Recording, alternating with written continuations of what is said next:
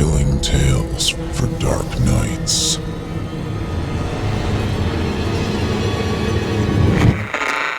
Want to make sure you never miss a Chilling Tales for Dark Nights video again? Be sure to subscribe and hit that bell to turn on notifications. The following program is a production of Chilling Entertainment and the creative team at Chilling Tales for Dark Nights, and a proud member of the Simply Scary Podcast Network. Visit simplyscarypodcast.com to learn more about this and our other weekly storytelling programs, and become a patron today to show your support and get instant access to our extensive archive of downloadable tales of terror. Thank you for listening, and enjoy the show.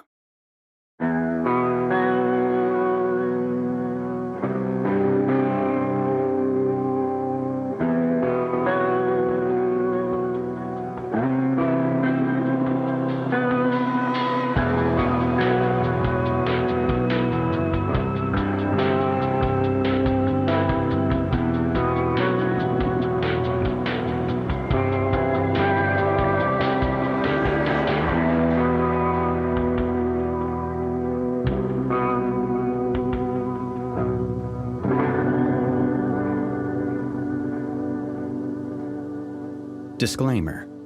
Horror Hill is a horror anthology podcast bringing you scary stories from all corners of the internet and beyond.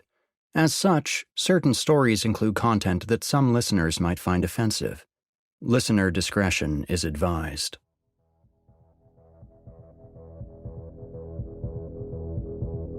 Good evening, listeners, and welcome back to Horror Hill. I'm Eric Peabody, your host and narrator.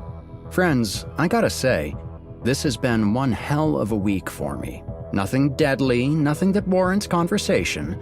Just one of those weeks where everything seems to conspire against you and bog you down with every step you take.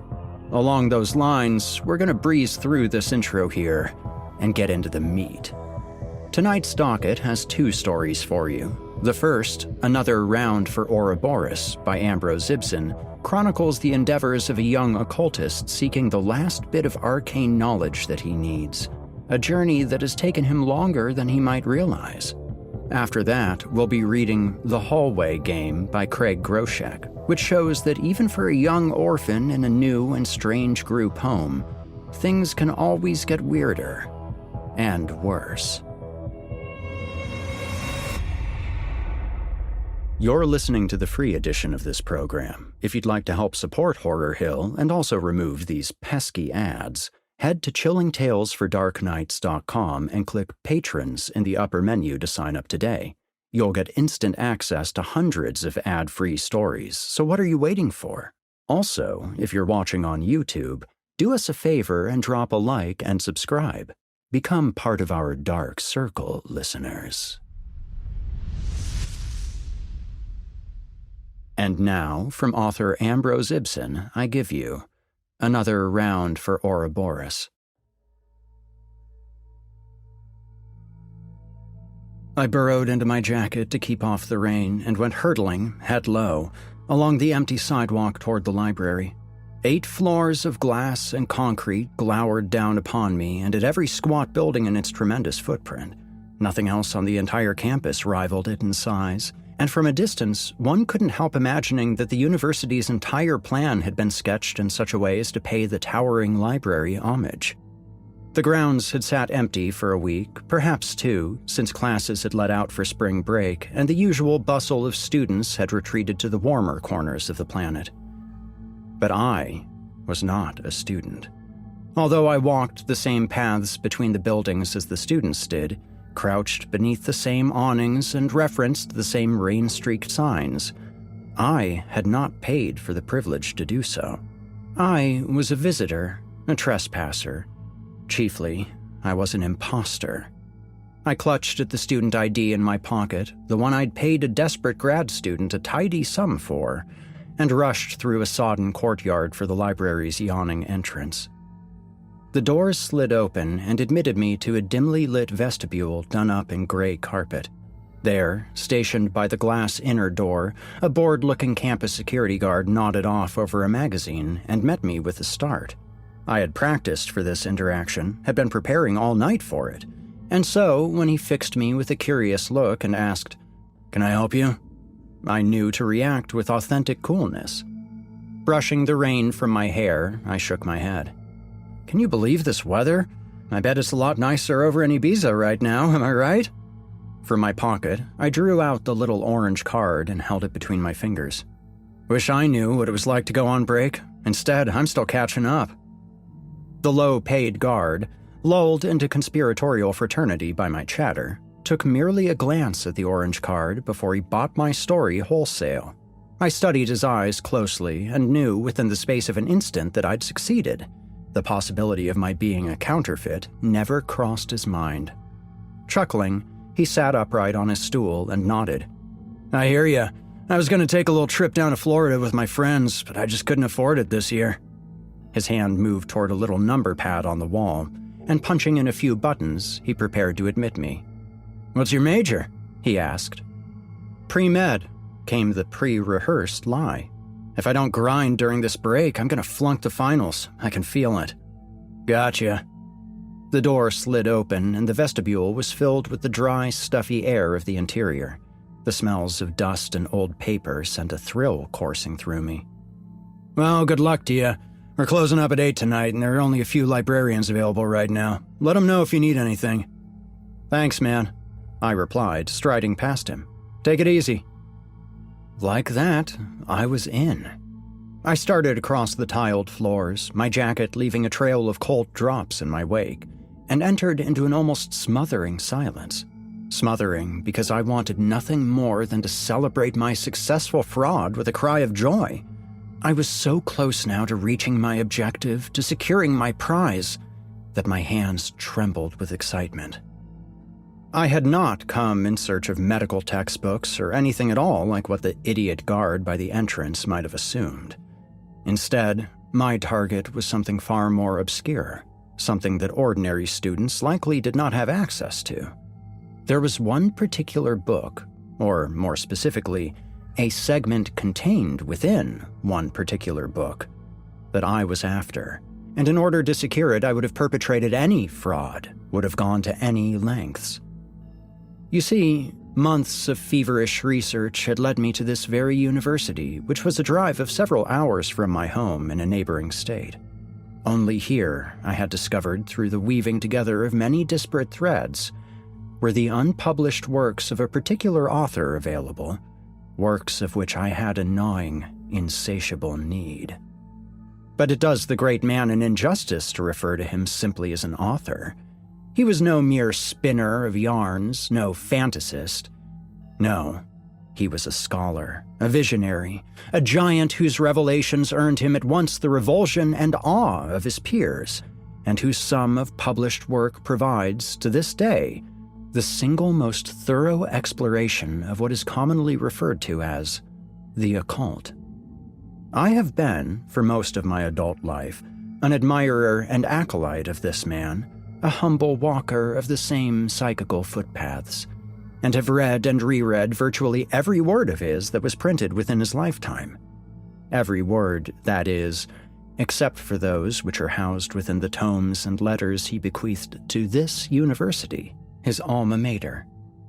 This private collection, unknown to all but the most dedicated followers of the Shroud, has been rumored to contain a great and many things which, if applied by an able mind, would serve to plug the minute gaps within the most powerful occult systems known to man. You will understand, now, what brought me to this distant library on a cold and rainy afternoon, why I took such pains to concoct this fraud and intrusion. Somewhere within the walls of this towering edifice was the final ingredient, the key I needed to unlock transcendence. Upon sighting one of the rare librarians, I had only to deploy a plastic smile to go about my way, cheerfully dismissing their offers for help in finding what I sought. Though the library could likely hold many dozens of studying students, and perhaps many more when the upper floors were taken into account, I spied only 2 or 3 in my entire traversal of the ground level. My progress to the stairwell and subsequent hike to the 4th floor suffered no interruption. Unwilling to leave anything to chance, I had done a thorough study of the library prior to visiting, and knew that the papers of my idol were housed on the 4th level, in a little temperature-controlled hovel dubbed the Ellerby Room, where the works of famous alumni were committed. It was to the door of this precise room that I skulked with the ill-gotten ID card close at hand, and I found it with little trouble, for it was situated a mere 10 or 15 yards from the stairwell, down a long corridor whose stuffiness was profound. The door to the Ellerby Room was unsurprisingly locked, accessible only through the use of a wall-mounted card reader. For this reason, I had sought the ID card of a graduate student enrolled in the university's library sciences program. Students of that stripe were often employed by the library itself, and thus enjoyed the easiest access to the institution's more restricted collections. No matter the care I'd taken in my planning, I held my breath and trembled upon swiping the card through the reader, half wondering if my attempt would take. I was prepared to do whatever was necessary to enter the little room. I was not above brute forcing the card reader or even smashing through the glass door. None of that proved necessary, however. My forceful swipe of the card produced, after a few beats of fraught silence, a thrilling click. I pulled open the door and slipped into the Ellerby Room with a laugh I could not contain, and at once canvassed the ceiling for security cameras. I walked from corner to corner, finding none, and wagered that the space was thus unmonitored. I left the lights off, negotiating the tall stacks solely by the weak light seeping in from the north-facing windows. Each of the 30 or 40 shelving units packed into the room were taller and wider than I and laden with books, boxes, and binders. These materials were arranged by author, which made zeroing in on my quarry a thing of ease. Not 2 minutes after slipping into the room, I located the works of my beloved mentor. 3-4 minutes beyond this, spent in a mixture of ecstasy and reverent contemplation, I struck upon the item which had drawn me across state lines. I held in my hands the unpublished draft of my idol's final work, a dense treatise on the occult which had taken the better part of a decade to write. Fragments of this masterpiece had seen limited release prior to his untimely passing, but the astounding whole had never made it to the printers, and what little had been loosed upon the world posthumously had been neutered by his executors. Whether this had been a work of maliciousness or ineptitude, I could not say. The leather-bound book, heavy and smooth, was exactly as my mentor had left it, and I ran my fingers against the soft cover, secure in the knowledge that the great man's fingers had once explored these same creases. We were, through this medium, connected across space and time. I dove into the volume at once, sitting upon the floor with my back pressed to one of the burgeoning shelves. Within, I discovered hundreds of pages, both handwritten and typed. And one thing else. Unexpectedly, I discovered a small bit of cardstock pasted into the inside cover, the stamped header of which declared the tome the property of the university's private collections. Beneath this was a series of stenciled lines, where borrowers of the piece, in a time before computers, would have written their names prior to checking it out. It was not the presence of this little artifact that surprised me. No, rather, as I glanced over the card and prepared to turn the page, I found, upon the provided lines, a single name. It was this name which gave me pause, and which drew an incredulous little laugh from lips which had, only moments ago, been pursed in studious excitement. I was looking at my own name, written in my very own hand. Blinking at the strip of cardstock, I ran my finger across the entry. It was blue ballpoint, and the penmanship was clearly and bewilderingly mine. My full legal name was transcribed there, though I had no affiliation whatsoever with the university and had never been, till that very afternoon, within 100 miles of the Ellerby Room. Moreover, I knew that I had never seen the book before. It had been my greatest dream to read this volume and apply its esoteric teachings. Had I so much as touched its cover in passing, I would have recorded the memory as among the most joyous days of my life. I was certain that I had never seen the book and had never had occasion to borrow it before. All the same, there was my name. Ignoring the fact that it was clearly my handwriting on the slip, I wondered if, perhaps, my late mentor had another admirer who shared my name. I dismissed this possibility out of hand. My name is not a common one. In fact, on account of my parentage, it is considered not a little strange and exotic. I believe it to be rather unique, and doubt that another person on the planet has ever shared my exact name. But how, then, had it wound up here? I don't know how long I sat there, mystified. I plugged deep into memory, but could not recall ever having encountered any of the materials within the Ellerby room, much less this diamond I had pined after for so long. Reaching dead end after mental dead end, I realized that I had no choice but to wash my hands of the uncanny thing, to return to my planned purpose. Certain that I held in my hands the object of my years-long search, I tucked it into the inner pocket of my messenger bag and immediately planned to flee the premises. Bag tightly fastened, jacket on, I passed between the shelves and made a beeline for the door. My exit from the room was simple enough, and a profound relief washed over me as I heard the door click shut to my back. Arriving once again in the long hallway outside, however, I was burdened by a subtle but sudden shift in atmosphere, a vague feeling which I've always attributed to being watched. I stood at the hall's end with my bag clutched to my person and tossed a wary gaze down the corridor's length, where it briefly flirted with the departing heels of another library-goer. The individual, moving too quickly in the dim passage for me to get a very solid look at them, gave me quite a fright. But when I had had a moment to gather myself and realized it had been nothing but a harmless librarian or wandering student, I proceeded to find the stairwell and began a quick descent. Here, too, I felt chased by foreign eyes, despite the conspicuous lack of others above or below me. Each landing was clear, and I encountered no one in my downward progress. Stepping out onto the ground level, I found I attracted the gaze of every librarian I crossed, though none said a thing to me, and their bland attentions did not suggest the least knowledge of my theft.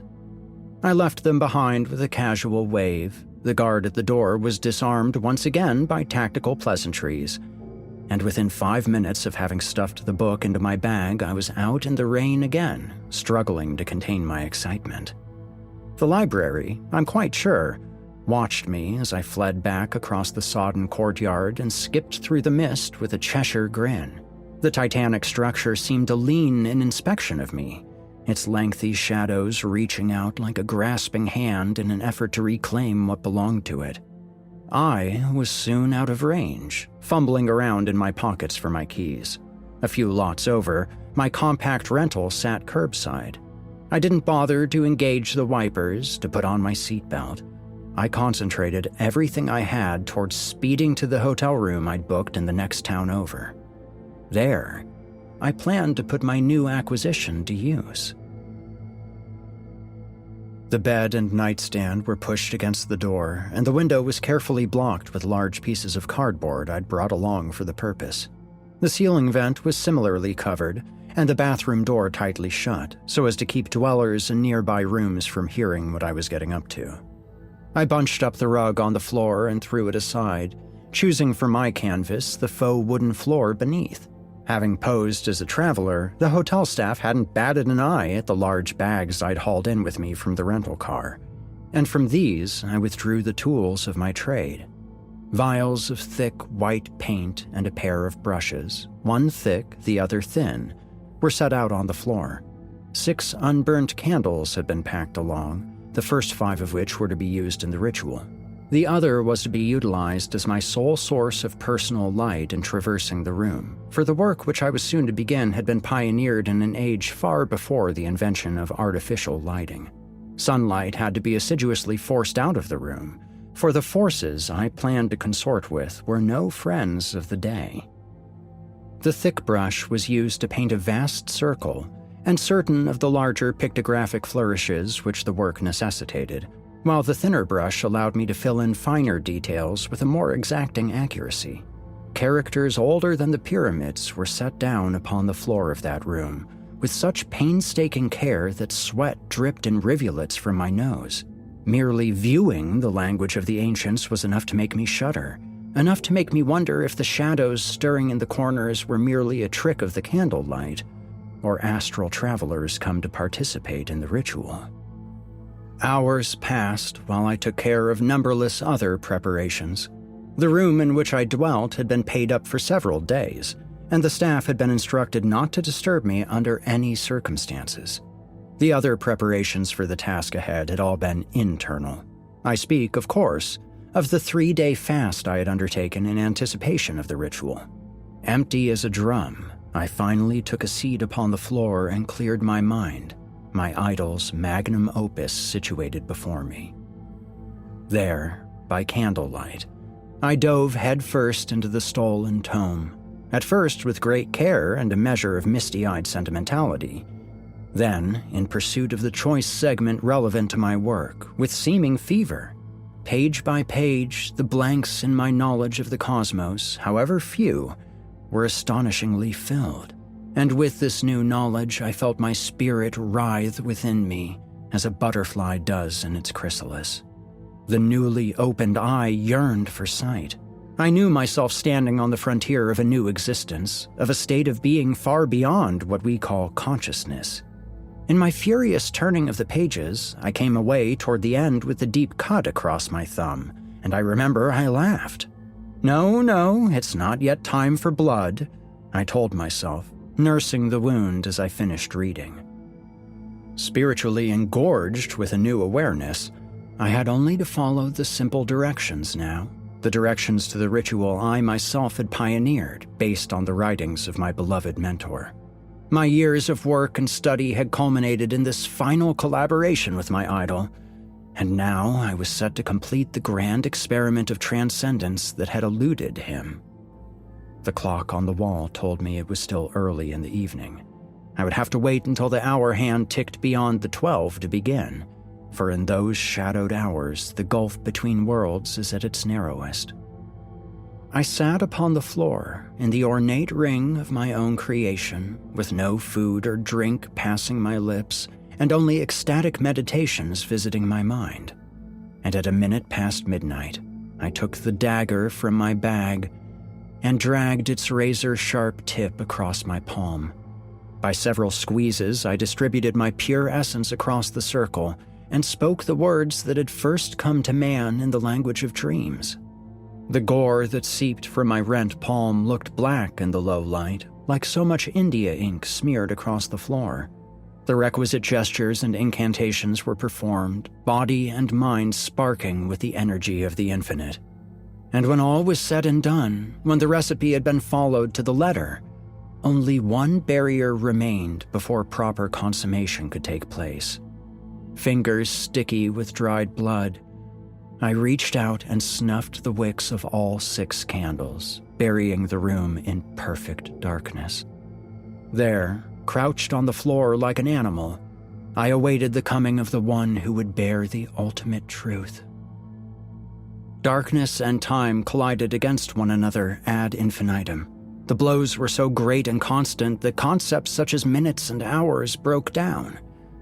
I can't say how long I was plunged into that chaotic world, that space between, but when the first stirrings of arrival took place, my ears were there to hear them. I heard at first what sounded like a slight rustling. Yes, a sound like the pages of a book being hurriedly turned. This gave way to harsher crumpling sounds, a tensing and ripping. And then, a deep, guttural groaning. The space was packed with the noises of one who had transcended the need for breath, and so it poured out of him in one note, continuous and intoxicating. The frequency wound its way into my ears, where it poured into my skull like warm water and massaged both sides of my brain with strong fingers. I was so caught up in the thrill of success that I couldn't help lighting my candle to watch, with worldly eyes, the spectacle then unfolding. The candle was put on by a single spark, and when the flame had stabilized, I thrust it forth into the darkness which had grown and hardened around me like a scab. My mentor's book sat splayed upon the floor before me, shedding a profusion of pages like a chicken losing feathers. Gradually, its binding became visible, a convulsing tangle of black and red thread. The leather cover twitched against the floor as the book's spine hitched and cracked. The inner seam was splitting, and more pages were being jettisoned, leaving a dark, widening gap where they had once been rooted. It was from this pulsing gouge that the groaning visitor came. Inching upward like a column of toothpaste from a flattened tube, a gangly human body emerged from the book's central seam. Unclothed, the figure's skin was white as snow, but was everywhere ringed with thin, red wounds, like long paper cuts. As the figure lurched and wriggled, its body would list to one side or the other side, and the wounds would momentarily flare open to reveal the pink, goreless interior of its body. The effect resembled something between the winking of a million gills and the spiral cut of a holiday ham, its slices jostled by an impatient cook. Its head was low, and it wore upon its face a single page of the book, a clean, blank sheet. I knelt before the thing in awe, its groaning so relentless that it became almost painful to listen to. "Welcome," I gasped, bowing to the floor. "Welcome." Suddenly, the thing ceased its groaning. I looked up at it, oddly frightened by the silence. You've come from the realm beyond, and carry with you the knowledge of eons. You carry within you the knowledge necessary to help me transcend my feeble existence. Show me, please. Let the honey drip from your tongue and into my ears, Master." But the visitor did not comply. Instead, it pointed down toward the leather-bound womb from which it had sprung. "You still don't understand, do you?" issued a faint, withered voice from behind the thing's papery mask. I jerked to attention. "What do you mean? Please, instruct your servant." The thing drew a lily-white hand towards its face and tugged away the veil of paper, revealing itself in full. And I couldn't help screaming at the sight of it. Once again, the figure pointed down at the book, thoroughly ruined. The inside cover was visible, the one the strip of cardstock had been glued to, the cardstock where my name had appeared. "You still don't understand. You've been here before." I was staring up at nothing less than my own face.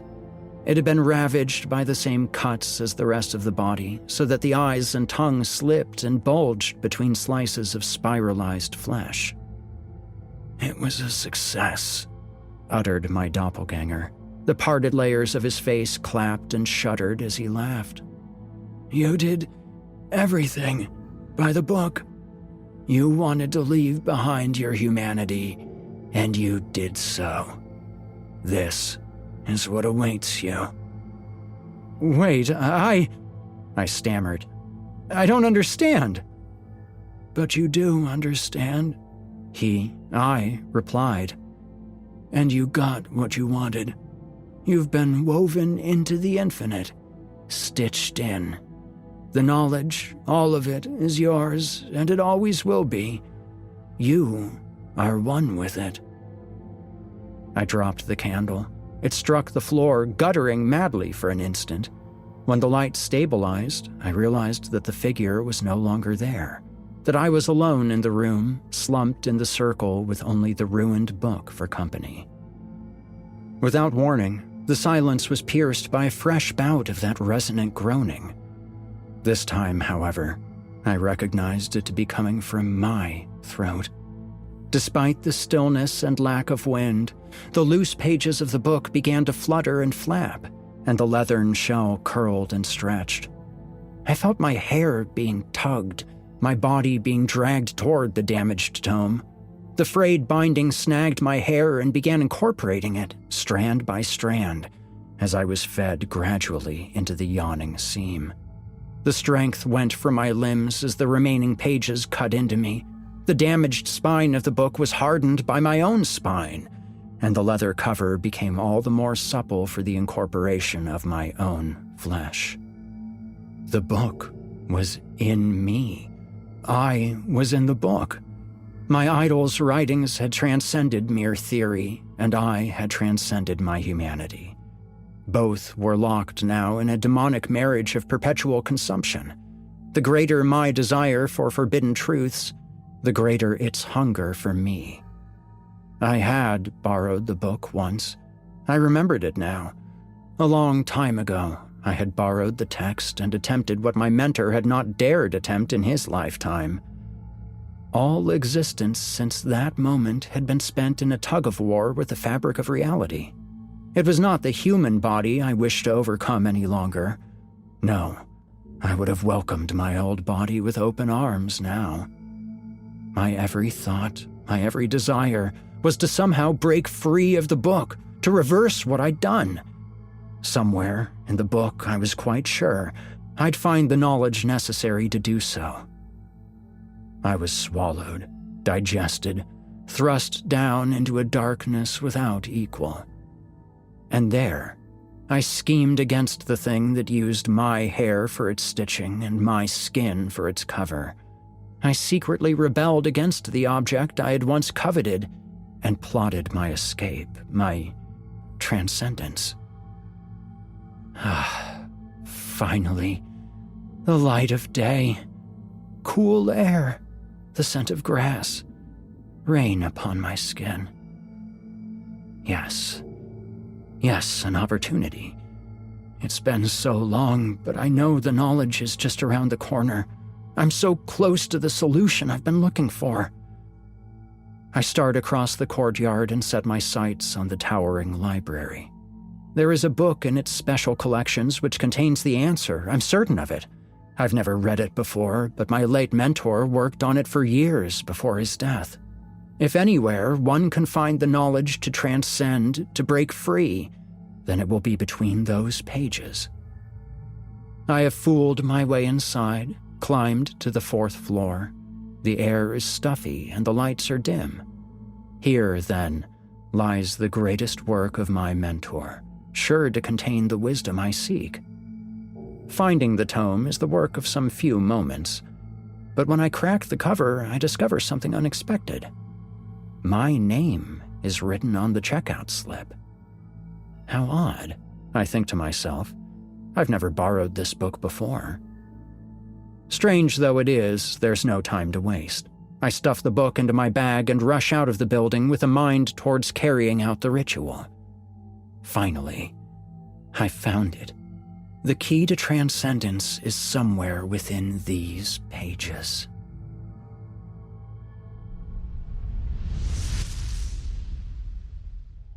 You've been listening to Another Round for Ouroboros by Ambrose Ibsen. Once upon a time, a young Ambrose Ibsen discovered a collection of ghost stories on his father's bookshelf. He was never the same again. Apart from horror fiction, he enjoys good coffee, brewed strong. Connect with him on his official website, ambroseibsen.com.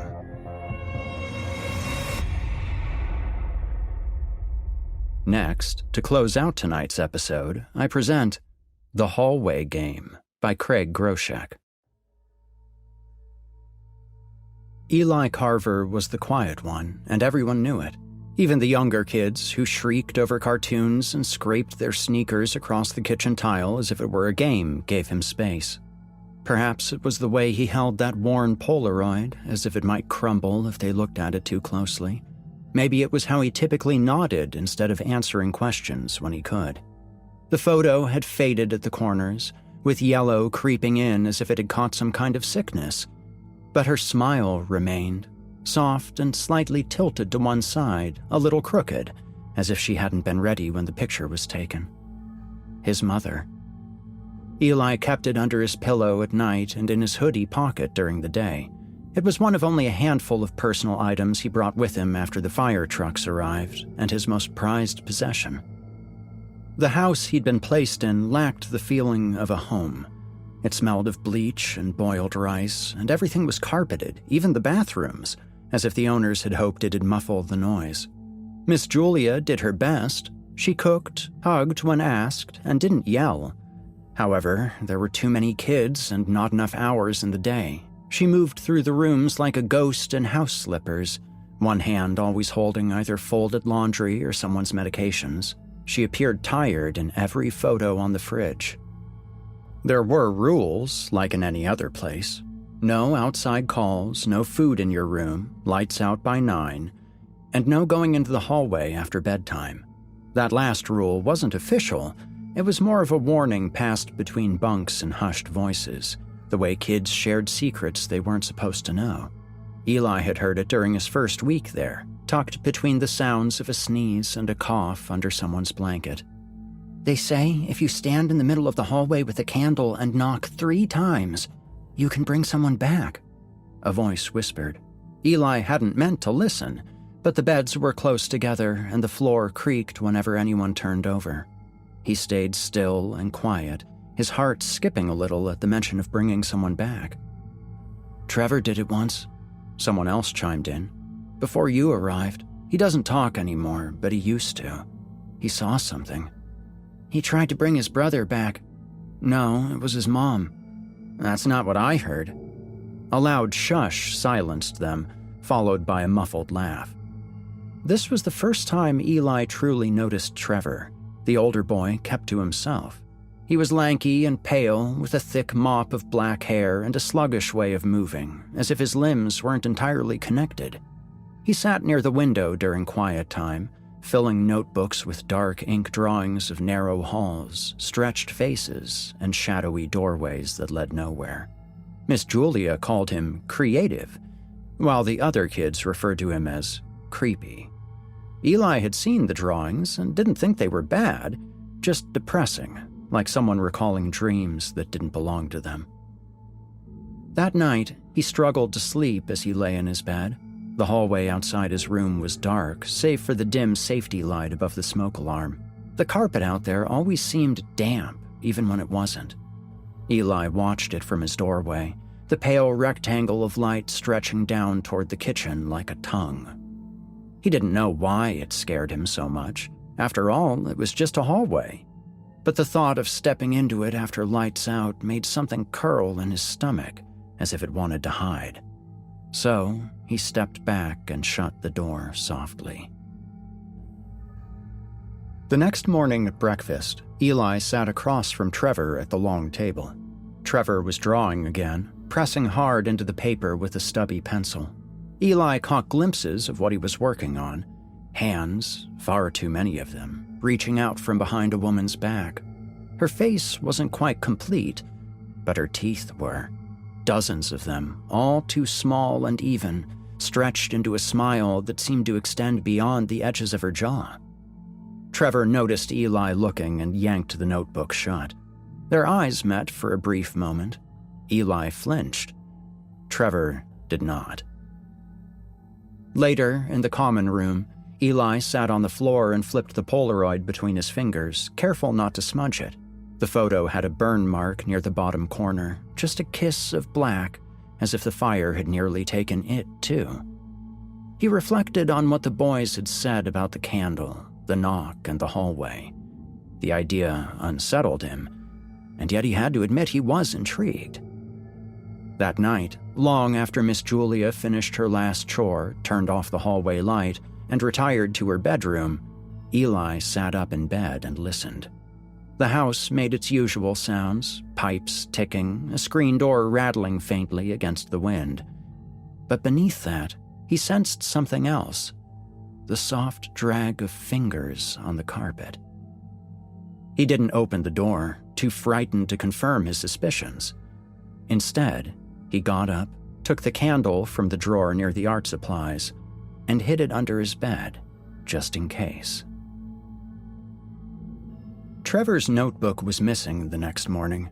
Eli had waited until everyone else had gone out to the playground, pretending to dig through the art drawer for more glue sticks. He remained in place until Miss Julia went outside with the group. However, when he opened the drawer under Trevor's bunk, he found it was gone. Eli was certain Trevor had seen him. He hadn't said a word, but he just watched from across the room as Eli walked away with his hands empty. The rest of the day dragged on. To keep himself busy, Eli helped fold towels in the laundry room, but his thoughts kept drifting back to Trevor's drawings, particularly the woman's smile. and about what the other kids had said about the hallway ritual. That night, while the others brushed their teeth, Eli walked past the bathroom and headed down the hall toward the far end, where the bedrooms met the storage room. The carpet muffled his steps, and he stopped near the center of the hallway, where a square of moonlight spilled onto the floor from the cracked curtain above. He looked down and ran his foot along the seam in the carpet. This had to be the place. "Don't." The voice came from behind him, barely audible. Eli turned around to find Trevor standing near the bathroom door, with his arms crossed and eyes cast down. He didn't move or come closer. He just stood there, waiting for Eli to say something. Eli swallowed and stepped toward him. "I just want to see her," he said. Trevor didn't respond. After a few seconds, he reached into the front pocket of his hoodie and pulled out a folded scrap of notebook paper. Without meeting Eli's eyes, he held it out. Eli hesitated for a moment before taking it. Trevor turned and walked away. The paper had one word written on it in shaky block letters: rules. On the other side, there was more, written hastily as if the pen had fought against the paper. Rules for the hallway game. 1. Must be after lights out. 2. Must be alone. 3. Light a candle and place it in the center of the hallway. 4. Knock on the floor 3 times. 5. Say their name clearly. 6. Leave something they loved beside the candle. 7. Walk away without looking back. Eli read it repeatedly that night, long after the others had gone to bed. The note felt crumpled and soft at the edges, like it had been folded and unfolded too many times. Although the rules didn't seem complicated, something about the way they were written felt like a warning, a dare that had been regretted. Still, the idea worked its way into his thoughts. What would he tell everyone if it worked? What would she say? He opened the drawer by his bed and pulled out an old candle he had taken earlier. It was a fat red one with a stub of wick and waxy fingerprints near the base. He didn't have matches, but he remembered that the kitchen had a lighter tucked near the stove, one Miss Julia used for birthday candles. His mother's antique locket was still tucked in the lining of his backpack. It was broken and no longer clasped shut, but it still contained that tiny photo of her and his late grandmother on the beach, their hair tied back, as they laughed at something off camera. One of her favorite things. He'd held onto it all this time, hoping to salvage the memories. He sat with it in his hand for a long time before tucking it under his pillow. That night, Eli waited until the usual evening sounds had ceased, Miss Julia's footsteps creaking overhead, someone coughing in the next room, the click of the back door latch, and silence enveloped the home. He pulled on his sweatshirt, slipped the locket into his pocket, and padded quietly into the hallway, which seemed longer than it should have been, its edges disappearing into the shadows stretching strangely along the walls. Moonlight slanted through the curtains, but it felt faded somehow, too pale to be of any use.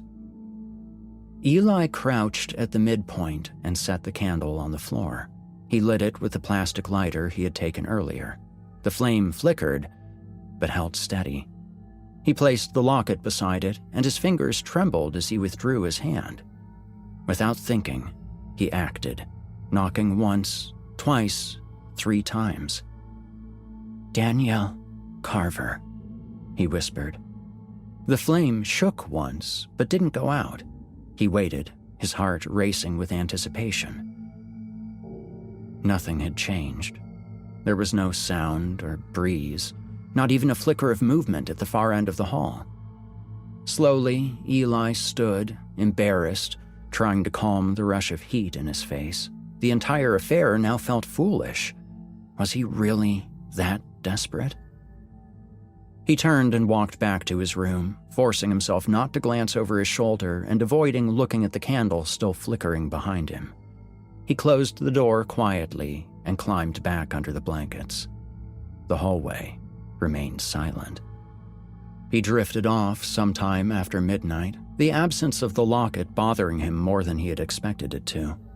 In his dreams, he saw water, shallow and warm, crawling up to the edge of his bed, and heard a voice he hadn't heard in years, whispering just outside the door. Eli was awakened later by the sound of soft, polite knocking, and sat up, blinking into the darkness. The room was quiet, except for the ticking of the radiator beneath the window and the faint hum of the box fan Miss Julia had set up to combat the heat wave. Then came 3 slow knocks again, right at the door. He slipped out of bed, his feet sinking into the thin rug. The house was still, and the hall light was off. Miss Julia always left it on until sunrise, but now it was gone, replaced by something colder and dimmer. Eli reached for the knob. Before he could turn it, however, a voice spoke through the wood. "Eli?" it called out. It was her. His knees nearly gave out as he cautiously opened the door. The hallway stretched quietly before him, and he noticed that the candle had gone out. In its place, a woman crouched near the baseboard. She rose slowly, gracefully, as if she weighed nothing at all, and stepped into the moonlight. She looked just like the photo of his mother, with her hair brushed back and curls falling around her collarbones. That same lopsided smile graced her face. "Hi, baby," she said. He stared, unable to speak, barely able to breathe. She came forward, knelt before him, and took his hands in hers. They were cool, but not cold. Her skin felt real, her nails short, clean, and shaped exactly as he remembered. "I missed you," she said, drawing him in. "It's been so long." He buried his face in her shoulder and sobbed. She held him the way she used to when he couldn't sleep after thunderstorms. The familiar, soothing scent of her, of lavender shampoo and freshly laundered cotton, clung faintly to her skin. He sighed in contentment and snuggled closer. "I knew you'd find me," she whispered. "I knew my boy wouldn't forget." When he finally pulled away, she wiped his tears with her sleeve and smiled again. But something was off. She hadn't blinked, not once, and her smile hadn't faded during the embrace. She stood, her movements so fluid it seemed as if she never touched the floor. "I'll stay close," she said. "I'll never leave you again, I promise." Then she stepped back into the shadows of the hallway and vanished. Eli lingered in the doorway for a long time after that. His arms felt numb and his legs tingled as if they'd fallen asleep. When he finally shut the door, it felt heavier than it had before. He climbed back into bed, clutching the blanket around him, and fell into a restless slumber. The following morning, the hallway looked normal again. Eli checked the spot where he'd left the candle and the locket. The candle had melted to a stub, blackened and stuck to the carpet, and the locket was gone. At breakfast, Miss Julia asked if anyone had heard any strange noises overnight. A noise complaint had been reported by the neighbors behind the fence, mentioning something about whispering and a woman singing off-key. No one spoke up, but from the way she eyed him, Eli suspected she knew he had been involved. To his surprise, however, she didn't press the issue, and everyone went on with their day. Trevor sat across the table, his plate untouched. He wasn't drawing today and didn't even pretend to eat, but when Eli met his eyes, something unspoken passed between them. Trevor didn't look angry. He looked afraid. That night, Eli lay in bed and waited. She came again just before 2 a.m. There was no knock this time. He only heard the sound of the door unlatching gently, and then her head poked in. "Oh, you must have been sleeping," she said. "I didn't mean to wake you." He nodded slowly as she stepped inside. "Can I sit with you?" she asked. He scooted over, and she sat beside him on the edge of the mattress. he noticed that the bed didn't sink under her weight. She reached out, brushing his hair back from his face. "You're safe now," she said, stroking his cheek with her thumb. "You don't have to be alone anymore." He wanted to believe it. He needed to. But all the same, something gnawed at him. As before, she never blinked, and he realized too that her pupils never shifted. It was as if her eyes were painted on. Tonight, she didn't smell right either. It wasn't an issue with the lavender or cotton. Rather, there was something underneath the more comforting scents, faint but sharp, like the odor of mildew clinging to old wood. When he asked her about the fire, she recalled every detail accurately. She knew the street name, the names of the firefighters, what the neighbors were wearing, and her final words before the window shattered. He hadn't told anyone those things, not even the social workers. She kissed his forehead and tucked him in, humming as she stood. Her hand brushed the corner of the dresser, and just for a second, the lamp flickered. The next morning, the bulb was burnt out. Eli didn't say anything. Miss Julia replaced it, sighing and remarking snidely about the wiring. Trevor didn't come to breakfast. Later that afternoon, Eli went searching for him. He found Trevor in the basement, curled in the corner near the old furnace, surrounded by torn-out pages, each one covered in drawings of empty eye sockets, staring back from every inch of the paper. Eli sat across from him on the concrete floor. "I think I brought her back," he said. Trevor looked up slowly, then back down. He picked up a fresh scrap of paper, fumbled for a pen, and scribbled, "That's not your mother." Eli swallowed hard. "She remembers everything." Trevor shook his head, and Eli noticed the uncertainty and fear in his eyes. "She sings the song she used to." Another paper slid across the floor. "It's wearing her." Eli stared at the words a moment, considering the implications, and stood up. Trevor met his eyes briefly before turning his attention back to his drawings. That night, Eli stayed awake as long as he could, waiting in the dark and watching the door. It opened again at 2:08 a.m. She stepped in without knocking, smiling softly. Her smile remained, and as before, she didn't blink. He didn't sleep that night, and as the sun rose over the horizon hours later, he realized something had changed. She was no longer limited to nighttime visitations. It wasn't long after that when Eli realized the others couldn't see her. One morning, as he walked down the hallway, Miss Julia passed right by him, humming to herself and carrying a basket of towels. She didn't blink or flinch. She simply didn't see the woman standing there, half-shadowed by the upstairs landing, smiling softly as Eli brushed past. It wasn't just Miss Julia. None of the kids reacted either. They didn't respond when she stood by the playroom door or accompanied Eli down the back stairwell. She never touched anyone else or talked to them. She spoke only to him, and at first, only by night. By the end of the week, however, she began to appear at odd times, mid-afternoon and early evening, always when no one was looking. She never announced her presence. She simply materialized nearby, watching and waiting for Eli to notice her. At first, he tried to ignore her and convince himself he was imagining it. But then things started disappearing.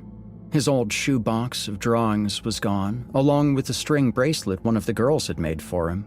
A birthday card from Miss Julia turned up, torn in half, leaving behind only the words, "To Eli." He found the bracelet in his closet one night, tucked into the folds of a dusty blanket. The string had been stretched out and tied into a loop, as if someone had worn it, or tried to. The next night, she appeared at the edge of his bed once again. "You've been quiet," she said. Eli sat up slowly and replied, "You've been taking my things." "The things you loved are part of me now," she said. Her smile didn't change, even when he stared at her and said, clearly, "You're not my mom." She tilted her head back and asked, "Then why did you call for me?" He didn't answer. She moved closer, her arms opened wide. "You brought me here because you needed me," she whispered. "That hasn't changed." He turned away as her hand hovered just an inch from his shoulder. "I'll be nearby," she said before backing into the dark. He kept the lamp on until sunrise, only dozing off for an hour or so once he was certain she was gone. Trevor skipped breakfast again that day. By that point, he hadn't come down for meals in 2 days. Miss Julia chalked it up to another mood episode and let him be. That morning, she was short-tempered, spilling her coffee and snapping at one of the younger boys for chewing with his mouth open. Eli tried to ask if she'd checked on Trevor, but she waved him off with a tired shrug. "He just needs time," she said. "Some kids go quiet for a bit. That's normal." Eli didn't argue. Later that afternoon, Eli found Trevor's drawings again, spread out in the corner of the rarely used upstairs room. He turned the pages slowly, noting that each one was worse than the last. Once again, the hallway appeared, longer this time, twisted as if bent in the middle. Dark stains crept along the carpet in tendrils, and the candle at the center was drawn in black, the pencil lead rubbed until the page warped. And then there was the woman. She appeared on nearly every page, sometimes standing, sometimes crouched, sometimes in pieces, but always smiling. Her hands were too long, her jaw too wide, and her hair resembled strips of cloth. Her eyes seemed empty, as if whatever lived behind them didn't need to see, only to be seen. Eli heard a creak behind him and quickly folded the papers. When he turned, the hallway was empty, but the light had gone out. That night, she didn't knock. She opened the door before he could even sit up and stepped into the room, sitting beside him as if she belonged there, folding her legs beneath her. "I'm worried about you," she said, her tone warm yet strained. "You're pulling away, and it hurts me when you do that." Eli shifted toward the wall. "You said you'd stay nearby, not in my room." "Did I do something wrong?" she asked. He shook his head. "I just want to sleep." She studied him for a long moment. He didn't look up, but he sensed her watching, unmoving, still as a painting. "You used to hum," he said, "when I was little, before bedtime." She remained silent. Eli finally looked at her. "You used to hum Greensleeves, but you don't do that now." She smiled. "I can hum something if you'd like." "No," he said. "That's not the point." Her expression didn't change, but Eli swore the temperature dipped the moment the words left his mouth. "You're not supposed to ask so many questions," she said softly. "It's better when you just let yourself be loved." Then she left the room, closing the door behind her. Eli stared at the crack beneath the door for a long time, until at last the faint, flickering light beyond the threshold disappeared. That night, he dreamed of Trevor standing in the hallway with a matchbook and a broken mirror, mouthing words that Eli couldn't hear. When he awoke, he noticed fingertip-length scratches on the inside of the door, forming 5 fresh lines. Eli didn't go to breakfast. He stayed in bed, facing the wall and listening to the house around him. He heard pipes groaning, a chair dragging across the kitchen tile, and Miss Julia's voice rising and falling again, the usual rhythm. Yet beneath that, he sensed something was wrong. He could feel her presence even before the door opened. She no longer bothered waiting for an invitation. The handle turned slowly, followed by the sound of her bare feet on the floor. "Eli," she said gently, "you haven't looked at me today." He remained still. "I know what's wrong. You're scared. but that's just part of healing." He sat up. She stood a few feet away in the center of the room, holding something. His mother's locket. The edges were now smudged and darkened, as if someone had buried it in damp soil. "You said I called you," he whispered. She smiled. "You did." "I said her name. I wanted her back. And here I am." "No," he replied. "You're not her. You're a liar." Something flickered in her face for a moment, a slight twitch under the skin, as if another form were trying to escape. "You brought me into this house. You gave me things she loved and let me in." Her voice was calm, yet something low and rumbling lingered beneath it. "I didn't know what I was doing," he argued. "That doesn't change anything," she replied. She stepped toward him and he backed up, feeling the wall press against him.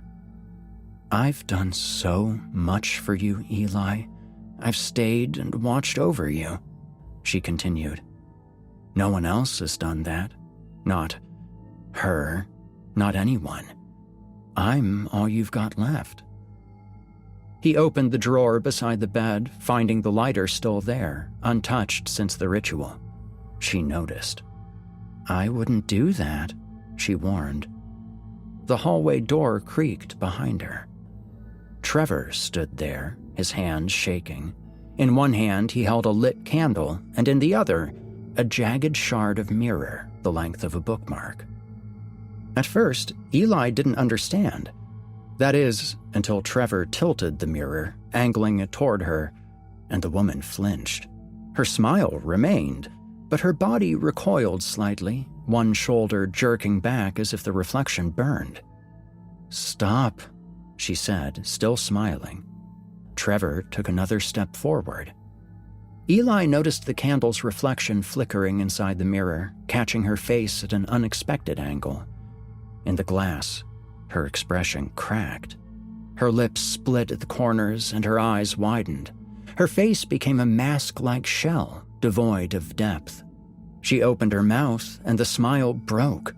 There were far too many teeth, layer upon layer of them, causing Eli to recall Trevor's drawings immediately. Eli shuddered as Trevor stepped forward and pushed the mirror closer. The woman screamed, the unnatural shriek scraping against the walls and rattling the old glass in the windows. Eli dropped to the floor, covering his ears. She lurched backward into the hallway, her limbs moving awkwardly and out of sync as though a marionette's strings had become tangled. The wallpaper peeled away as she passed, and the carpet smoldered beneath her feet. She slammed against the far wall and shrank, her shoulders hunching as her body compressed inward, folding into a shape too thin to support itself. Trevor tossed the mirror fragment onto the floor. "Eli," he said, his voice hoarse from disuse. "Call her name again." Eli blinked up at him in confusion. "What?" "The name of your mother, the real one," Trevor insisted. "Just once, while you still can." Understanding washed over Eli, and he nodded, feeling his heart thudding in his chest as he said it again. "Danielle Carver!"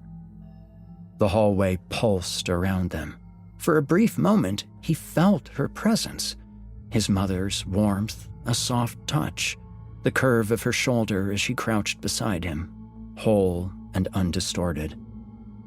The woman in the hallway howled as her face crumpled, her eyes collapsing into hollows of writhing darkness. Her limbs split along the joints, her fingers cracked and shattered. And then, just like that, she was gone. The candle extinguished with her, the hallway dimmed, and silence fell again. Trevor knelt beside Eli, breathing hard and staring at the spot where she had stood. "It never blinks," he muttered, his voice raw. "That's how you know. It watches, but it doesn't see." Eli wiped his face with his sleeves, his hands trembling. The hallway appeared normal again, more or less, but it felt as if something had been peeled away. He turned to Trevor, questions swirling in his mind. The note," Eli accused. "You knew what would happen." Trevor said nothing, his gaze fixed on the melted candle wax pooled on the carpet. "You gave me the rules anyway," Eli continued. "Why?" Trevor looked down, his voice quiet. "It was the only way to stop it from following me." Eli's stare deepened, disbelief creeping in. "It doesn't leave unless someone calls it again," Trevor explained. "If no one ever finishes the ritual, it lingers. It attached itself to me. I thought maybe it would change focus if someone else—" He swallowed hard, unable to finish the thought. Eli leaned back slightly, his eyes burning with a mix of fear and anger. "You wanted it to come after me instead." "I'm sorry, Eli." The words hung between them, honest, yet useless. Eli turned away, unsure whether he wanted to cry or scream. Then Trevor added, "I stayed close, planning to help. I had to." At least that part had been true. "And how did you know about the mirror?" Eli asked. "And about saying my mother's name again?" "This has been going on longer than you know," Trevor said. "Just be glad it's over." "You're sure she's gone?" Eli asked. "Forever?" "I hope so." The next morning, Miss Julia found both boys asleep in the hallway. At first, she said nothing. She crouched beside them in her robe and bare feet, brushing hair from Eli's face. Her eyes flicked toward the scorch marks on the carpet, the melted wax, and the cracked scrap of mirror. And she sighed. "Get up," she said gently. "Both of you." They followed her into the kitchen, where she poured 3 cups of tea and then locked the door, drawing the curtain. "You're not the first," she said. "And God help me, you probably won't be the last. But you will be the last on my watch." Her gaze moved from Trevor to Eli, devoid of anger, but filled with the weary finality of someone who'd seen too much and held it in for too long. "I'll clean the hallway myself, file it under fire damage, and call it an accident. But I need to hear you say it. Promise you'll never speak of this again. Not to the others, not to each other, not to anyone." Neither boy moved. "I mean it," she insisted. "This thing survives because people whisper. If you want out, promise me you'll leave this behind you." Trevor nodded, and Eli did too, both understanding the weight of her words. Miss Julia stood resolute. "I'll expedite your placement, and I'll make sure you end up in the same house. I know people." She pointed a finger at them. "Give me a month and you'll be out of here. But this," she gestured toward the hallway, "this never happened." She didn't need to say more. Without another word, she left the kitchen and began scrubbing wax from the carpet before the others woke up. Miss Julia never brought up the incident again, but both Eli and Trevor noticed the change in her demeanor, as if a weight had been lifted from her shoulders overnight. From then on, and every day thereafter, she made more time for the kids, laughed more often, and started baking on the weekends for fun for the first time in years. She didn't take things as seriously, and sometimes, when it suited her, she even admitted she was wrong. One afternoon, a few weeks later, a couple came by with a caseworker, a pair of soft-spoken people who didn't flinch at Trevor's silence or rush Eli through the interview questions. They brought puzzles and sketchbooks and asked what the boys liked. They listened closely, laughing easily, and they came back, again and again. Miss Julia signed the placement papers herself. As they were preparing for their departure, she handed each boy a sealed envelope containing a short note. Nothing dramatic, just a single line handwritten in clean cursive. "You deserve peace. Make the best of it. I love you both." By spring, Trevor and Eli were packing side by side, preparing, as Miss Julia had promised, to move into a new home together with their adoptive family. 2 suitcases, 1 framed photo, a sketch pad with new drawings, and a promise, shared in the back seat of a slow-moving car as the group home shrank behind them, that they would never dig up the past again. Though they would never forget their birth parents and would always miss them, they made a commitment to move on. Neither boy looked back, and in time, they grew not only to love and care for their new family, but also for one another. Behind them, in a place filled with memories that seemed more dreamlike with the passage of time, the hallway of their former foster home remained forever quiet. Of those remaining in the home, just one person remained who knew the rules of the hallway game. And Miss Julia never said another word. Yes, she'd acknowledged, she'd made a lot of mistakes over the years, but she'd made sure this one ended with her.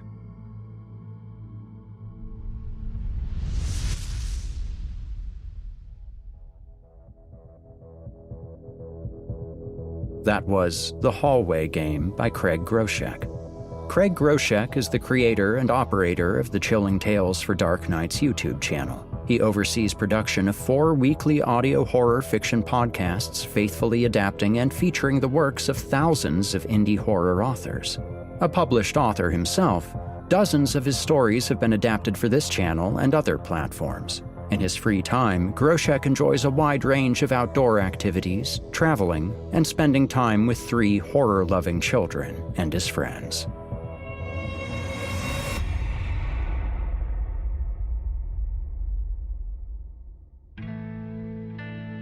And that, my friends, ends tonight's episode. I'd like to thank you for joining me, and also Ambrose and Craig Groshek for tonight's stories. As always, I'll have a freshly skinned and gutted episode of Horror Hill for you next week, so be sure to come back. Until then, stay spooky. You've been listening to the Horror Hill podcast, a production of Chilling Entertainment and the creative team at Chilling Tales for Dark Nights. Tonight's episode was hosted, narrated, scored, and finalized by yours truly, Eric Peabody. Additional music by Nikki McSorley. Got a terrifying tale of your own that you'd like performed? Email it to us at submissions@simplyscarypodcast.com to have your work considered for future production. Note that any writing utilizing artificial intelligence is ineligible. If you enjoyed tonight's episode, why not help us spread our dark presence online? You can follow Chilling Tales for Dark Nights on social media, and upvote, subscribe, and hit the bell notification icon if you're listening to this on YouTube. It helps us out a lot and also keeps you up to date on new episodes. If you'd like access to uninterrupted horror, free of ads and these annoying bookend segments, might I recommend signing up to be a patron? You'll get access to hundreds of episodes of this show, as well as everything from the other programs in the Chilling Tales for Dark Nights cabal. That means all of Scary Stories Told in the Dark, Drew Blood's Dark Tales, and more. It's a veritable smorgasbord of horrific delights. Head to chillingtalesfordarknights.com to get started.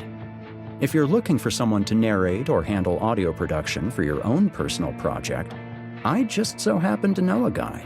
Email me at ericpeabodyvoice@gmail.com. That's ErikPeabodyvoice, and we can talk details. If darkness is what you're after, listener, your search is over. Yet, let it be known, you haven't found the darkness. The darkness has found you.